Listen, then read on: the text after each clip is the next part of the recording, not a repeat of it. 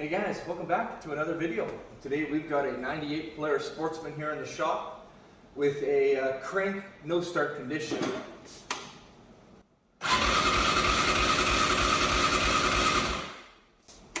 So customer states they were riding around in the field when all of a sudden it shut off and wouldn't restart.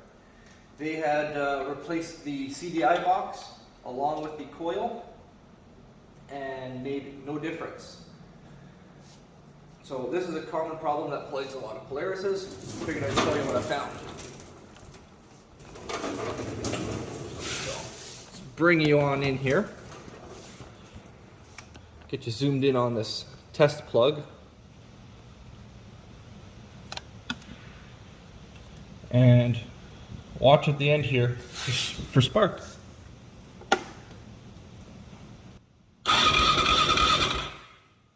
See how it only sparked once and then lost all spark. Shut ignition off, back on. When it does spark, it gives very faint and weak spark. Now, a common problem on these Polarises is these kill switches. Quick way to circumvent that and check: you find your wiring. So here's a little CDI box, your coil, all that stuff. If you follow the black wire that's set to the kill switch,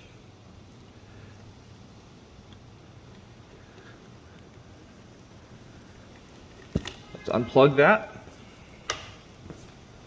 Come back.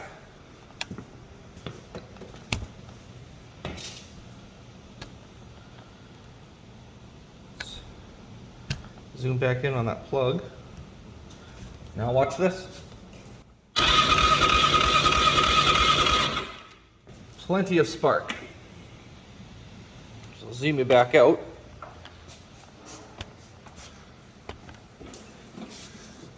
So with that, I should be able to plug the coil wire, plug wire back onto the original spark plug.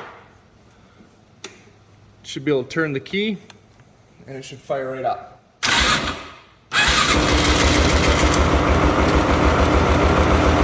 And it does. Oh, get a little choke.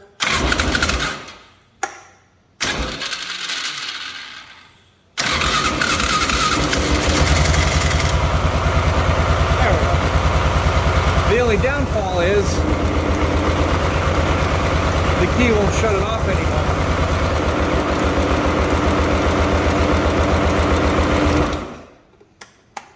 Not warm enough to stay running. Don't feel like pulling choke right now.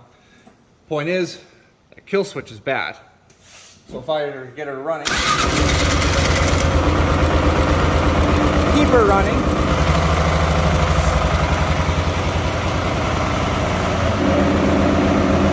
move you back over here.